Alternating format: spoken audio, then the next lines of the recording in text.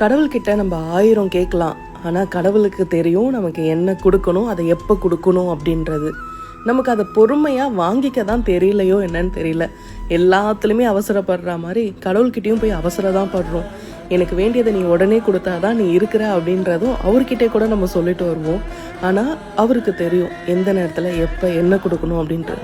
கஷ்டமாக இருந்தாலும் சரி, சந்தோஷமாக இருந்தாலும் சரி, அவர் கொடுக்காம நம்ம கைக்கு எதுவுமே வரவே வராது. அதை ஞாபகம் வச்சுக்கோங்க.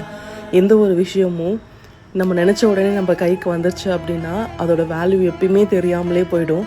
அதனால் பொறுமையாக இருந்து கஷ்டப்பட்டு அந்த ஒரு விஷயத்தை அடையும் போது அந்த அந்த வேல்யூனஸ் என்னன்றது நமக்கு தெரியும்.